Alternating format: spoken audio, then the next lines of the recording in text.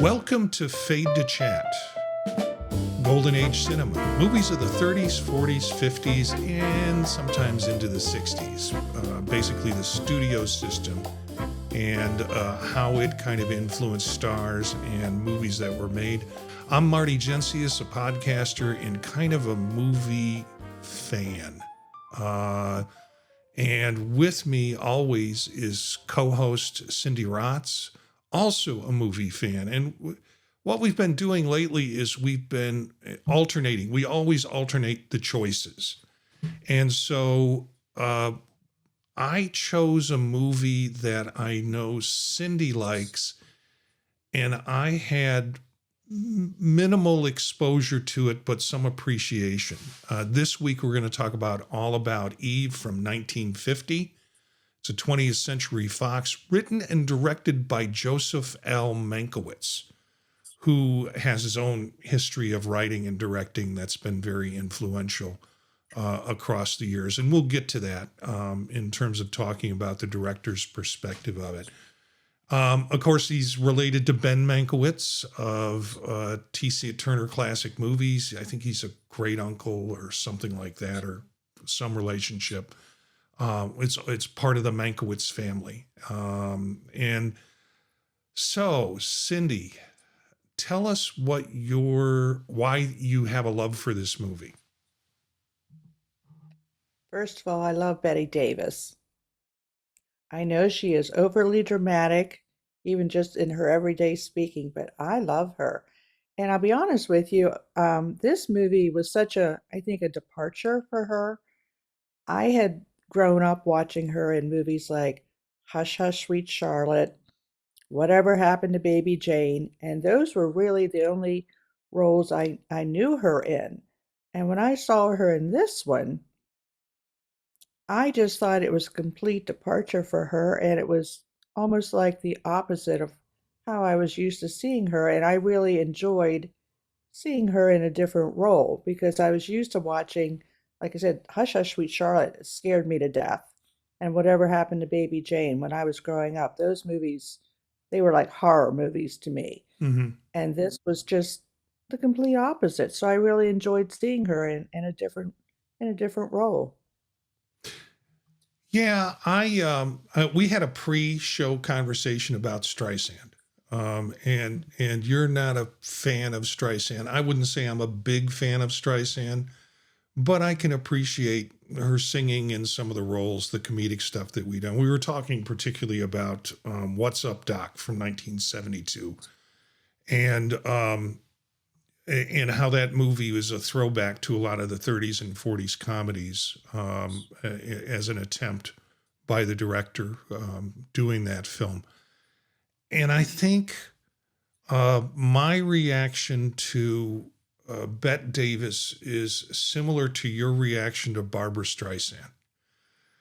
I just don't get it. And ironically, when I watched this film, I thought, oh, this is really typecast because Bette Davis is playing Bette Davis in this film, and for that reason, I kind of felt, wow. Now, probably a much more glamorous role for her. She is portraying a aging actress in the film, and she's probably the elder of the rest of the women in the film. But yeah, I kept hearing that, hearing her and my perception of her in real life in terms of how she was and how she treated other actors and how she was on the set.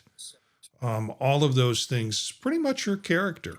Margo Channing, which was the character that she played. And Baxter also in this as Eve Harrington. Also, her whole history is made up. And so it's interesting. And then you have Thelma Ritter in there. And Thelma Ritter is an interesting support character.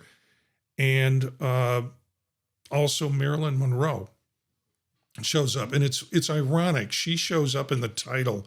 She has very small parts in the role, but she's kind of typecast for that purpose too. She's the attractive young ingenue who doesn't really have a clue of what's going on. And so kind of the dumb, pretty blonde sort of approach to acting. So yeah, okay, so my take on this.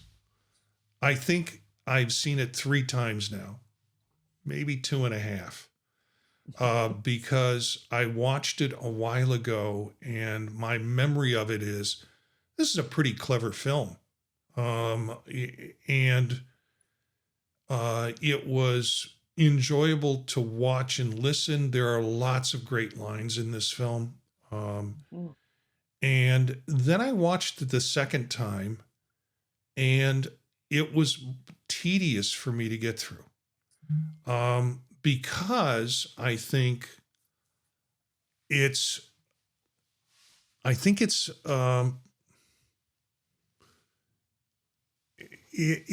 every line sounds like it's written for a stage actor and performed on the stage. I would agree with that.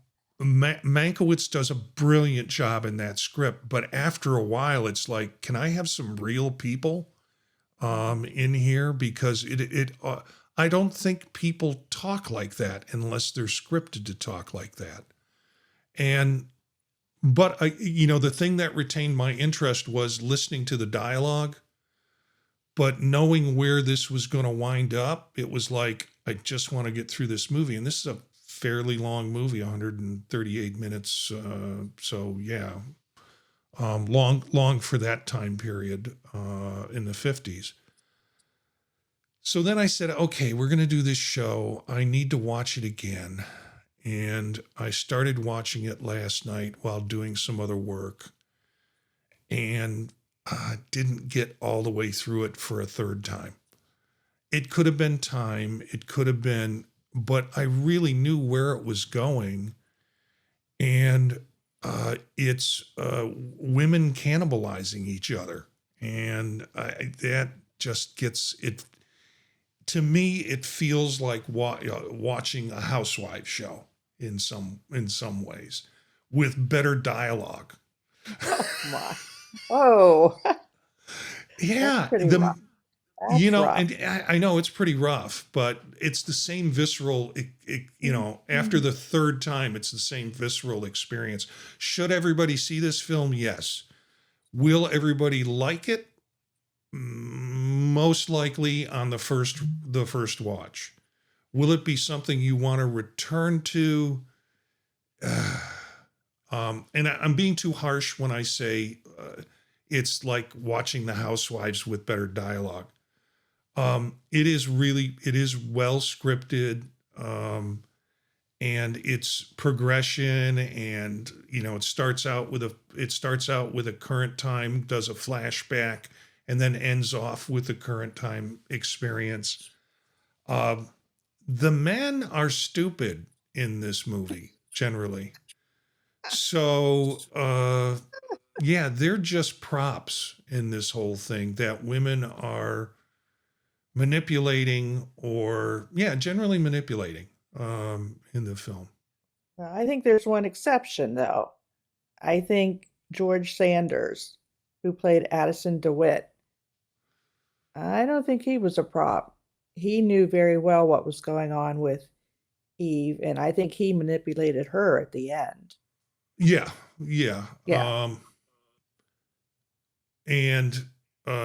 So yeah, that's a powerful twist at the end when he invites her in and kind of discloses what her history has been, and you hear a little bit more about her. As a person who teaches counseling, we're told not to diagnose public figures because it's unethical for us to do that. But I saw sort of a delusional thing going on. So with Eve, that she had kind of built up a delusion and a little bit of obsessive compulsive behavior in how she was and how she acted. So there's kind of mental health issues strung underneath this. Uh, but yeah, I think everybody should see this film at least once. Some of you might want to see it more.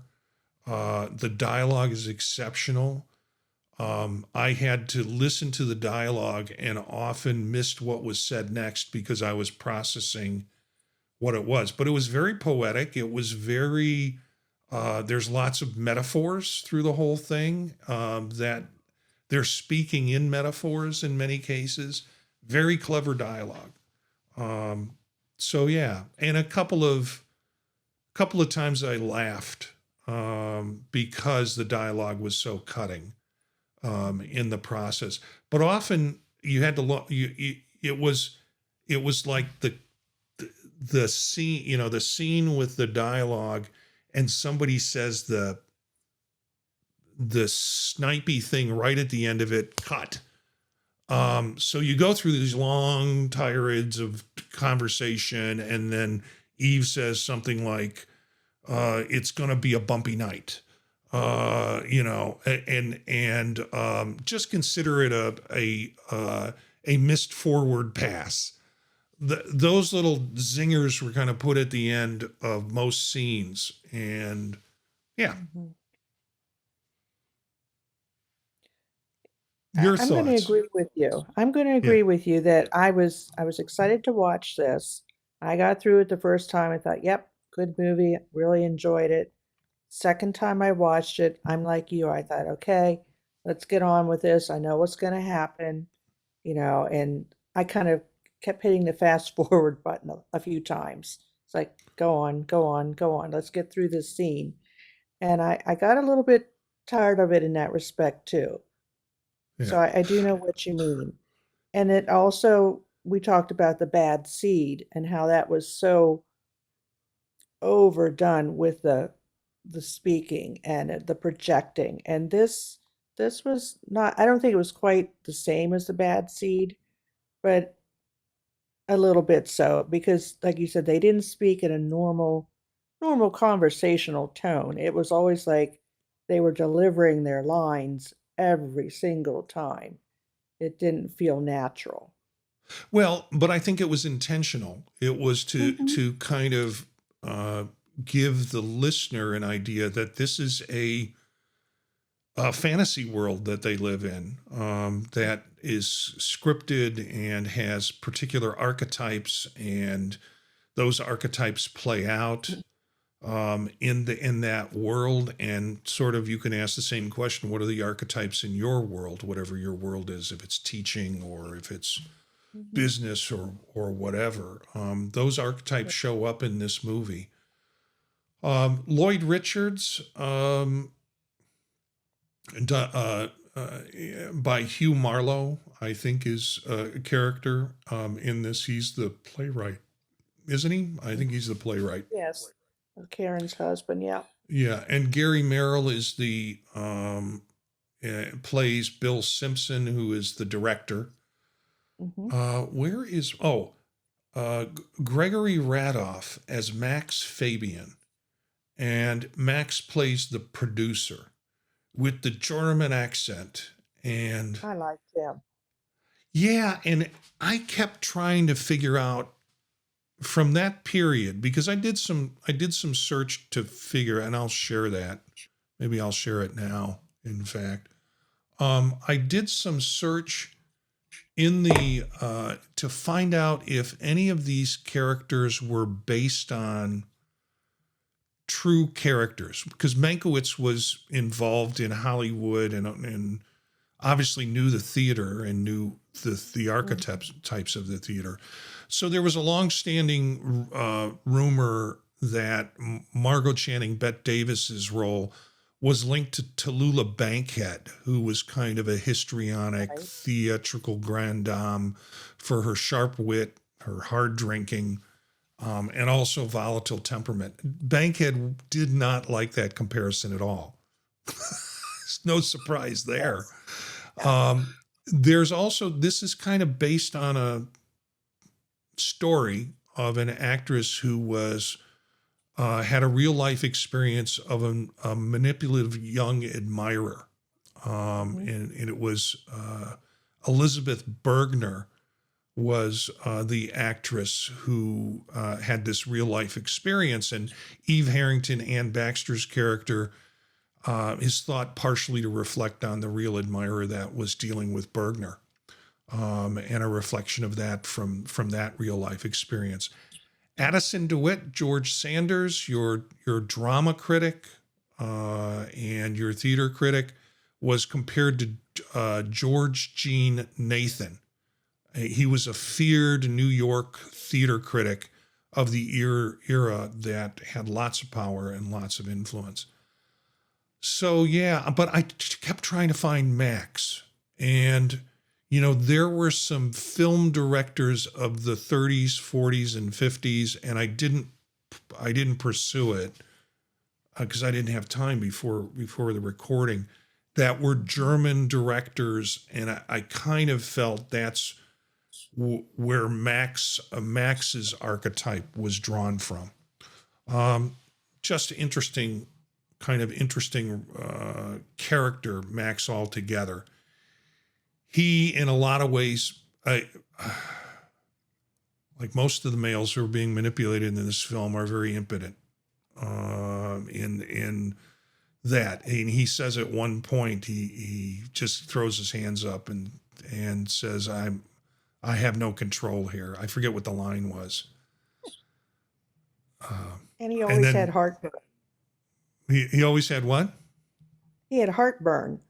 Yeah, he always had heartburn. He always had heartburn, indigestion. He asked her for some bicarbonate of soda and went into the pantry with her. Yeah, he was like, always kind of nervous, and yeah, that was his dick. He had heartburn all the time.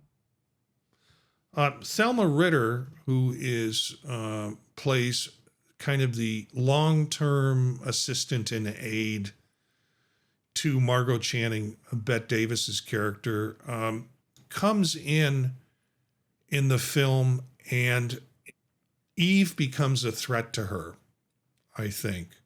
And she doesn't quite trust Eve, and her instincts play out well in this. Mm-hmm. So, yeah, it's just very different. Yeah, she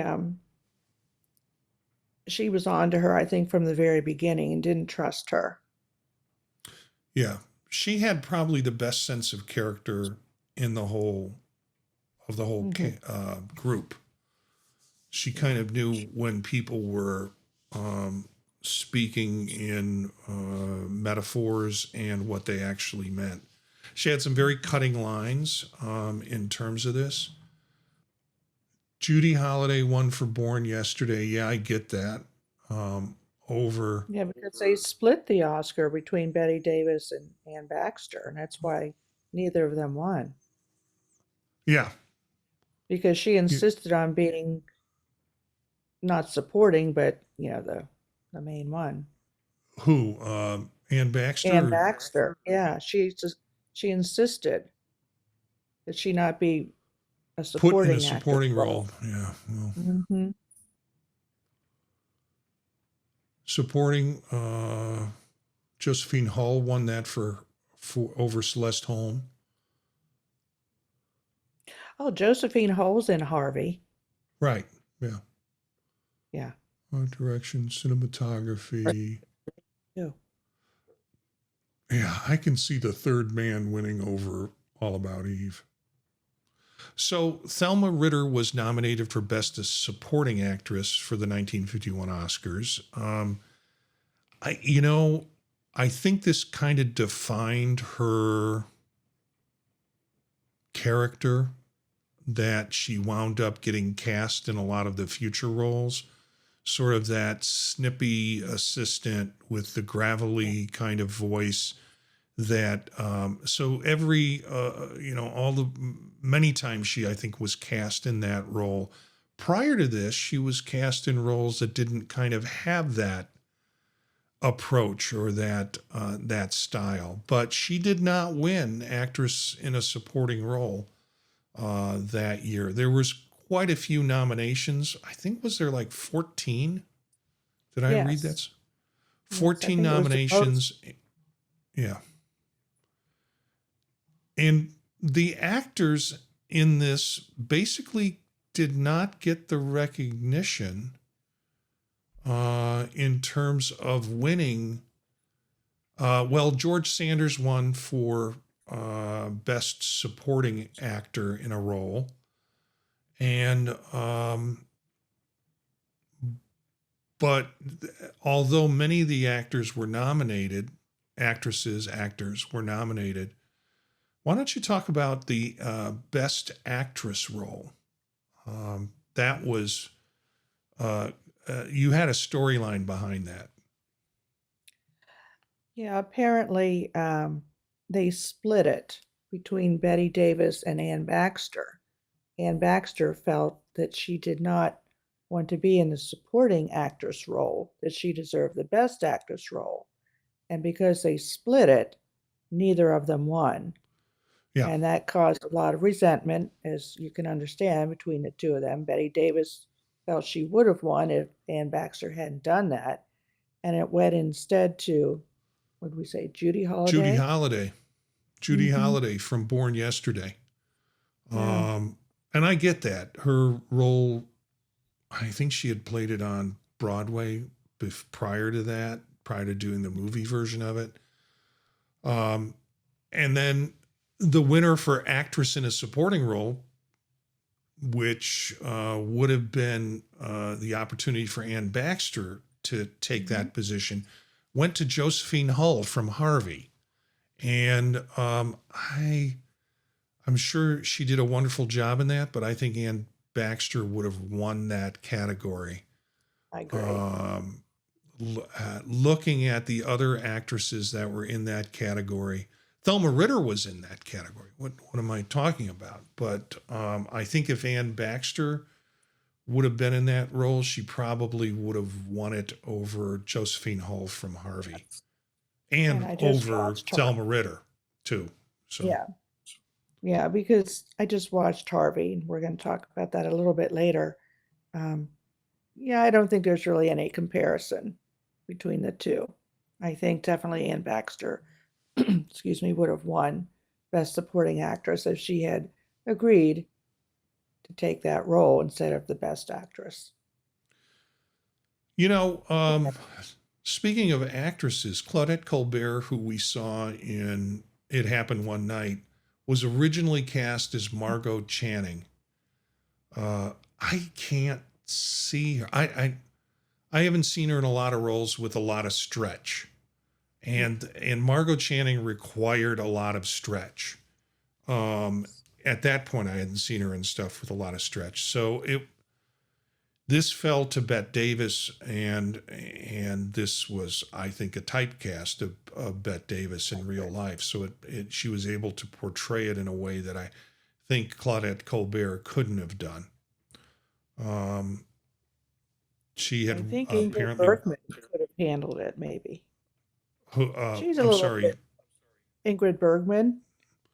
I could see her, maybe. She's a little more dramatic in that respect. A little more theatrical. Yeah, but I definitely think it was made for Bette Davis. Yeah. I'm not sure she would have, this film would have drawn as much attention as it did without Bette Davis in that role. Little piece of that, Bette Davis was also in mid-divorce at the time, and had a history, tense history with Darryl Zanuck, who produced this. And because I think of her shouting in the movie, she had she like broke a blood vessel in her throat, and from screaming at her soon-to-be ex-husband, and they said, go with it, and that almost became her signature in a lot of films. So I don't know if there was recovery on that or that was intentional, but they kept her with the raspy voice. Yes, you're right. Yeah. Did you notice in the beginning of the movie when they were course, it was a flashback to the award ceremony. She was wearing her wedding band, and Yeah. that kind of threw me for a loop the first time I watched it. I thought, why is she wearing a wedding band? She's sig, she's single, but of course, in the movie, she and Bill do announce that they're going to get married. So I thought, well, I guess that was foreshadowing that. Yeah. They never actually show the marriage, but they are getting married. So I thought, well, that makes sense. I kind of think the movie would have been better if they didn't do that opening scene. Because you can, from that opening scene, you're sitting and waiting for Eve to go through the whole film. You're sitting and waiting for Eve to go through this transformation where she gets to the point where she wins this prestigious award with it. And so if they would have just started the way the narrative started, with her just being a fan, none of the rest of the film would have been predictable. True. or anticipated in terms of that. So I just have different thinking about it now. I would have preferred them to not have that disclosure at the beginning. It's interesting because Mankiewicz, who was the director and writer of this, was involved in a lot of writing credits, including All About Eve, of course, A Letter to Three Wives, Cleopatra in 1963, which was a tremendous bomb, which is credited with ending the studio system because it almost bankrupted that studio. He was director of Sleuth from 1972. Yeah, and just some really great films. I'm going to his directorial credits. There Was a Crooked Man. Suddenly Last Summer. Guys and Dolls, the musical. I have a soft spot for musicals. For sure that. No Way Out. Just some wonderful stuff. The Ghost and Mrs. Muir back in 1947. So yeah, he had quite a good mark on Hollywood in terms of his experience. Just to finish off the Academy Award stuff, this was nominated and won in the Best Picture. It also won Best Director. So Mankiewicz, this was his second Best Director's Oscar. The first one came the year before, so it was consecutive. He won as director. The first one that he won it for was A Letter to Three Wives, which he won Best Director for. So to round out the rest of the Oscars, Best Supporting Actor was won by George Sanders, who played Addison DeWitt, the drama critic. Best Cinematography in Black and White. That was the time when they had two Best Cinematography Academy Awards, one for black and white and one for color, because they were still making that transition. That was won by Milton R. Krasner. Best Costume Design. And the costumes in this were just incredible. And that was won by Edith Head and Charles Lemaire. And it's Best Costume Design in Black and White. So they were also separating those categories out. And we've already kind of alluded, Best Actress, Bette Davis did not win. Best Actress, Ann Baxter didn't win. Best Supporting Actress, Celeste Holmes did not win. And Best Supporting Actress, Thelma Ritter didn't win. So yeah, it was the only film and the only picture in Oscar history to receive 4 female acting nominations in a single year. And not one of them won.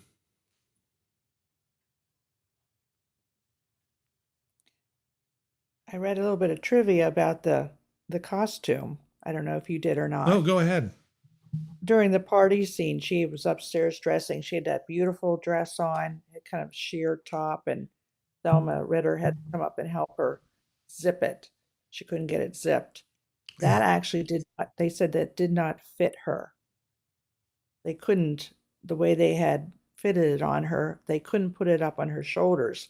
So at the last minute, she just dropped it off and put it off her shoulders. And that's how they made it fit her because it originally did not. And Huh. it became a very iconic dress in the entire movie. It was gorgeous. Yeah. Um, I'll tell you, Marilyn Monroe. This is a young Marilyn Monroe.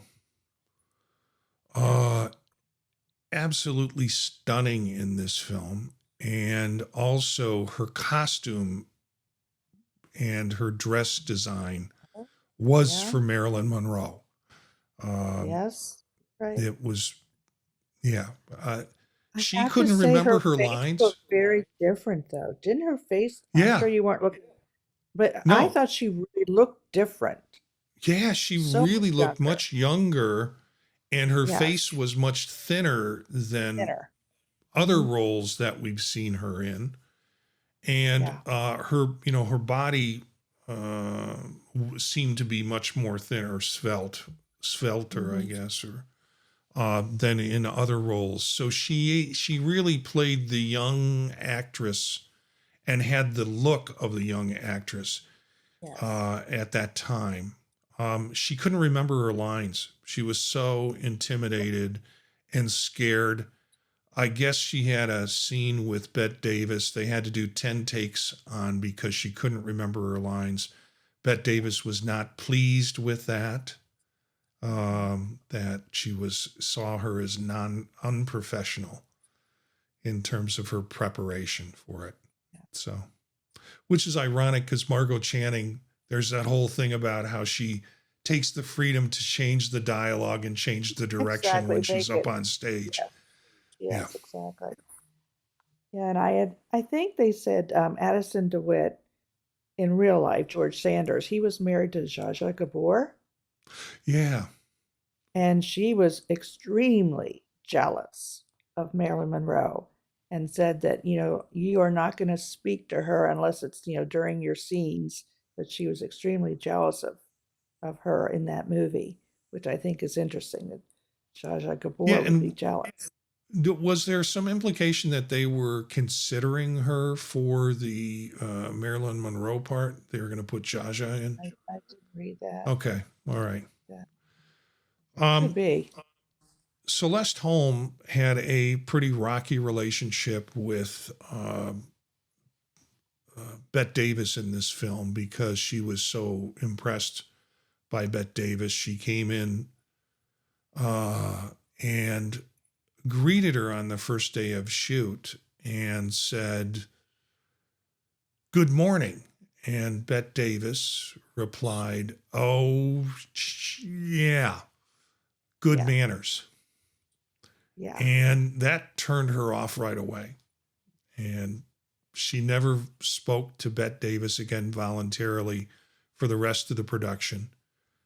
Um, and then Bette Davis kind of in future interviews referred to Celeste Holm with the B word and said she was the only B Mhm. word in the cast. Yeah, I saw that unfortunately. I watched a YouTube video of Bette Davis talking about that, and I thought that was unfortunate. Yeah, yeah, I also, you remember the scene where it was after well, Eve, we'll call her Eve. Eve called Karen into the bathroom and said, she was trying to blackmail her into playing the part of Cora. And yeah, and Karen went back out to the table. They were all sitting around drinking champagne, celebrating, the engagement of Margo and Bill, and everybody was happy. And Betty Davis said, "Well, I'm not going to play that part. I've decided, I'm going to stick to parts that are, my age. I'm not going to try to play a part of a 20-year-old." And at that point, Karen just burst into laughter, hysterical laughter. And I read that that made Bette Davis very angry because it was so natural for her that she could laugh on cue. And that was something Bette Davis couldn't do. And the Huh. director said, well, let's do that scene again because you did it so well. And that just infuriated her, which makes no sense. But again, it went to the relationship between the two of them, unfortunately. Yeah. Yeah. Um, Women. It's like a mean girl thing. You said about the housewives.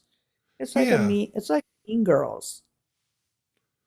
It feels like a set I wouldn't want to be on.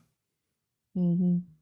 I mean, George Cukor, who's a famous director and is famously known for doing movies with women in kind of key roles and key places, he probably would know how to manage that, and make decisions about who he was going to work with or who he wanted for roles, so he wouldn't have to manage it. It feels like this would have been a toxic set to be on, and frankly, the idea that they're reading lines like someone on a stage would read lines, and the lines are written like stage actors would be, might be the reason why it works or why the cast could work together, because no Mhm. one's going to interrupt or start a cat fight in the middle of in the middle of a theater scene, which Right. this is a lot of, I think. Hmm.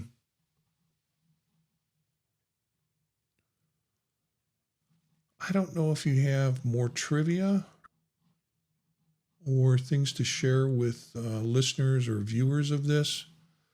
I have a few shots from the film. One of the things I found remarkable in looking for these shots had a lot of, there were a lot of Marilyn Monroe glamour shots in it, including some that were not even part of the film. They were more like, still shots of the different actor, but she had her hair in different styles and outfits she didn't wear during this film. And, but a lot of that was cluttered in with this. So, of course, we talked about Thelma Ritter and Thelma Ritter's Mhm. role, um, and the Celeste Holmes in terms of her role here. She had a good, healthy career, um, with acting, and despite whatever differences she had with Bette Davis. And there we've got, not George Sanders. We have Gary Merrill. Yes. Who ended up Merrill being her and husband in real life. Yeah, Merrill and went on to become her husband. They started an affair during this film. Yes. And while she was still getting divorced from her second or third marriage, I can't remember Yeah. where she was He was married in too, the wasn't he? yeah, yeah, Yeah. yeah. Um, so yeah, Gary Merrill in his role. There's George Sanders as the critic, Addison DeWitt, and Marilyn Monroe. It's a picture of Marilyn Monroe with Mankiewicz, and Mm. she's lighting his pipe, which is this was a stage shot, I would bet. You You're almost shaking don't your even head. recognize her. Yeah, yeah. And then, There you do. yeah, come at some of the starlet kind of shots that were put in. Um, that looks a little bit like her hair and makeup of this, but this was obviously a stage shot. And then some other scene shots from the film that we have as part of it. The stairwell scene, that whole scene that occurred and was acted out on the stairwell is pretty remarkable. All the main characters are on the stairwell or near the stairwell, and as a result, you're seeing the dialogue that's occurring between all of them on the stairwell. And I think that's the point in the scene where Marilyn Monroe is watching somebody walk by with a sable coat, because she makes that comment about sable. And Max said, "Did you say sable or Gable?" Meaning Gable. Clark Gable. Yeah, but I thought the staging on the stairwell was interesting, because you had people going up to get coats, you had people going down, bringing coats down during it. I just thought it was interesting staging to be able to have all the characters, with the exception of Bette Davis. Well, but she did go up near the end because she was tired and wanted to go to bed. Yeah. And there was a point in that when I think it was when her friend Karen was leaving and she was coming down the stairs, and they zoomed in on the painting. Right. Did you see the painting? I looked that up. I took my camera and looked it up to see what it was. It was the Sarah Siddons. Award. Yeah. Yeah. It was called Sarah Siddons as a Tragic Muse or Mrs. Simmons. It was by the English painter Joshua Reynolds. So it was actually the painting that inspired the actual award. Yeah, and that painting, or a painting of Sarah Siddons, appears in the opening and closing shot where Eve is being bestowed with the award as part of the finale, as part of the narrative in the movie. Yeah, so interesting scene shot with that. And I think that's all I've got. Again, I think it's a movie folks should see. Do you have more trivia, things that you want to point out that you might have highlighted that we haven't talked about? I just had a couple quotes that were my favorites. You know, like you said, there were so many. Yeah. But Thelma Ritter in the beginning, when Eve was telling her big sob story, and everybody was buying it. Everybody thought it was, oh, poor Eve, poor Eve.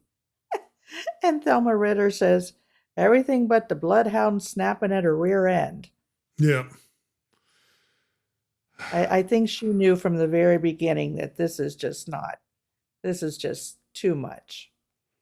Of course, we have, we've already mentioned the quote when Margo's getting pretty intoxicated, and she's about to go to this party that she's having in her house. And she turns to the rest of the characters and says, "Fasten your seatbelts. It's going to be a bumpy night." Now, that's been picked up and used in a lot of, it's a trope that a lot of people use. Any drag queen who does Bette Davis is going to use that as part of their character. And that's misquoted, because when she said that, I thought, that's not how I remembered it. I thought it was a bumpy ride, because that's how they often misquote it. It's actually a bumpy night. Yeah. Yeah.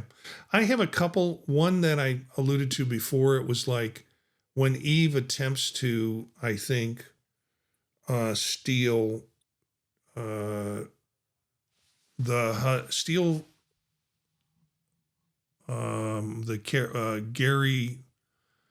Gary Merrill,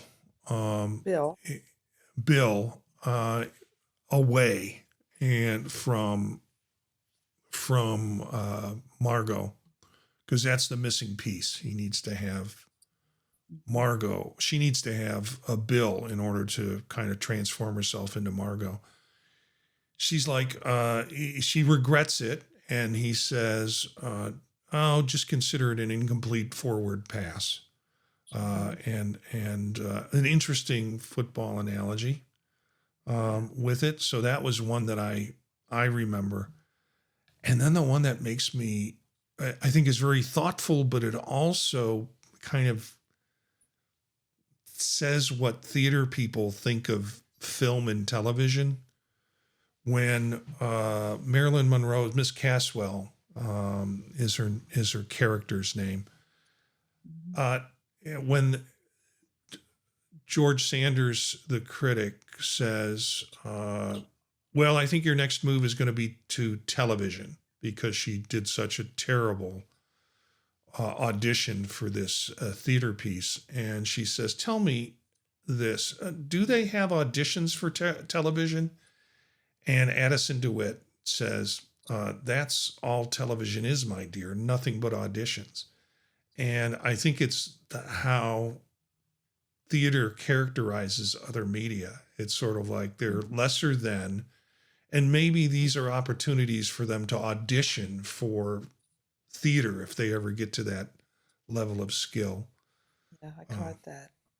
Yeah, I also like peace and quiet is for libraries. When people are like, well, let's keep things cool, and Margo says, no, peace and quiet is for libraries. Right.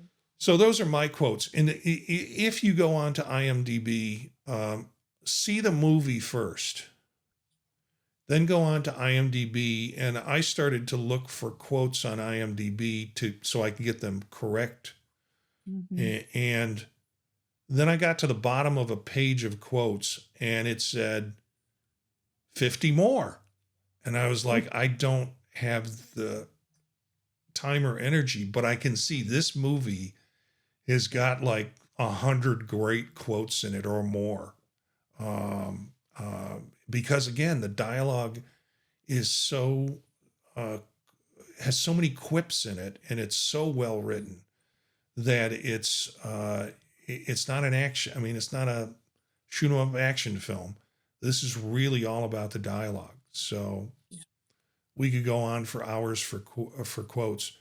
I think listeners should, or viewers should, see the movie if they haven't seen it, and then go back and look at IMDb for the quotes. It will remind them of things that they heard in the film.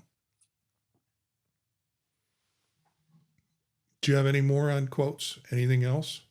Just one. Again, Okay. the party scene. The party scene was just such an integral part of the film. And she, of course, was mad at Bill because he had spent too much time talking to Eve in the beginning, and she didn't know he was there. And he said, he was trying to get her a drink. He said, what would you have? And she said, I'm going to have a martini very dry. And then he looks at Eve and he says, what would you like? And Margo answers for her, and she says, a milkshake? Yeah. And he says, no, I'm going to have the same as Margo, because Margo was always referring to her as being the kid, a child, yeah, a kid. Child. And she even referred to something about going back to the nursery at one point. So but when she said a milkshake, like that's what she's going to have. Yeah, that's what that made me laugh. Children would have in terms of drinks. Mm-hmm. Yeah, interesting. It again, an interesting film all around. Why don't you introduce what we're going to be doing next? This is your choice. We pre-show, we always try to figure out what we're going to do next, and I had a couple of thoughts, and then I remembered I chose this film thinking you had chosen this film because you wanted to do this film. And I said, okay, I'll stretch. I'll go ahead and do this film. And then you reminded me, really, it's my choice this week. So what are we doing? We're going to do Harvey, which is Jimmy Stewart. And we're going to see Josephine Hall again. And she was in Arsenic and Old Lace. Oh, and yeah. Yes, she was one of the Brewster sisters. And it involves an imaginary rabbit. Yeah. Well, this maybe is... maybe it isn't. Maybe it's a what? I said maybe it's imaginary and maybe it isn't. which is interesting. Jesse White, the Maytag repairman, if you remember those commercials. Mm-hmm.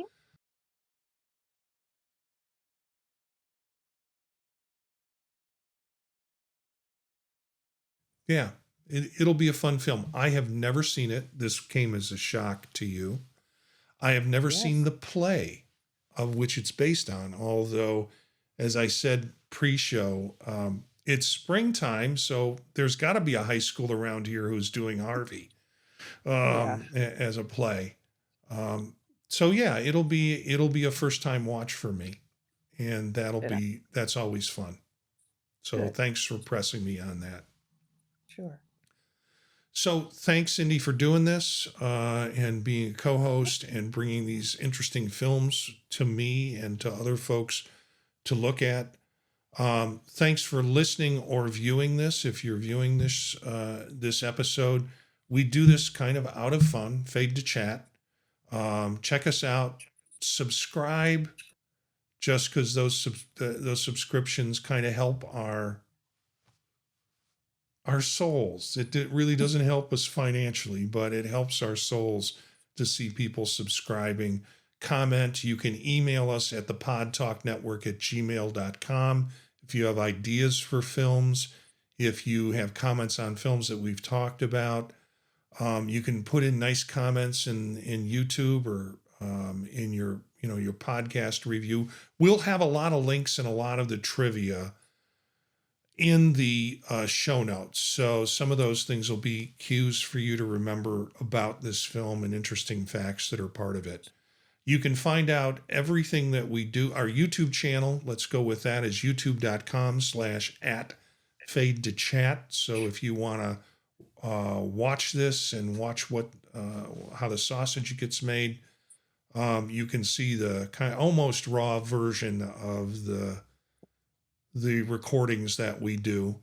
And you can also catch us on any podcatcher service if you just want to listen to the audio and pick up some fun trivia about movies that maybe you haven't seen or movies that you have already seen. Find out everything that we do on thepodtalk.net. We have a variety of shows with different interests, from tech to cooking to movies. And it's a fun place to stop and look and see what's out there. Thepodtalk.net. Thanks for doing this, Cindy. Thanks to our listeners and our viewers. And we'll see you next time. But in the meantime, keep the projectors rolling.